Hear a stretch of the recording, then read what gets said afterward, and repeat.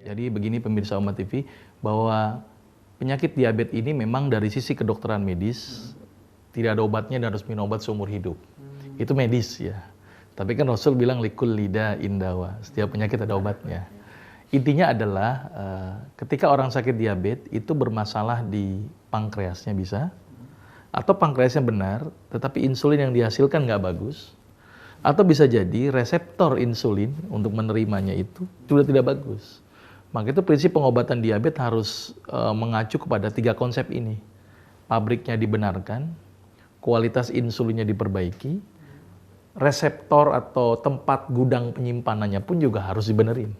Ini konsep bagaimana penanganan diabetes dulu. Nah, bagaimana orang yang sudah tergantung dengan obat?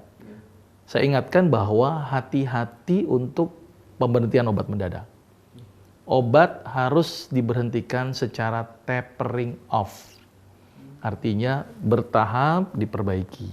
Sambil disubstitusi herbal yang bisa menurunkan gula. Itu prinsipnya. Pare itu ternyata mampu menggantikan fungsi insulin tubuh walaupun tidak sekuat fungsi insulin yang disuntikan.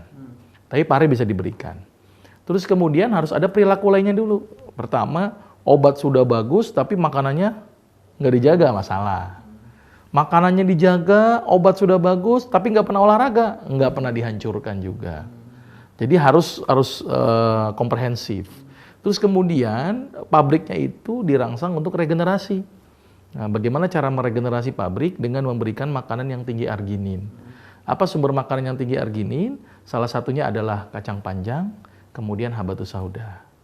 Jadi dikonsumsi itu. Nanti masalah dosis dilihat tadi kadar gula darahnya berapa. Terus kemudian pare diberikan. Biasanya saya suruh dalam bentuk jus.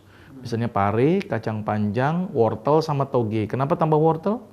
Karena supaya merangsang biar cepat produksinya. Kenapa ditambah toge? Pada orang diabetes terjadi kekurangan vitamin E. Ini kombinasi 4 diberikan dulu, dibentuk blender. Biasa saya suruh parenya 2, kacang panjang yang 3, wortelnya 2, togenya 1 jumput. Blender semua jadi 1. Di blender, kemudian diminumkan pagi dan sore.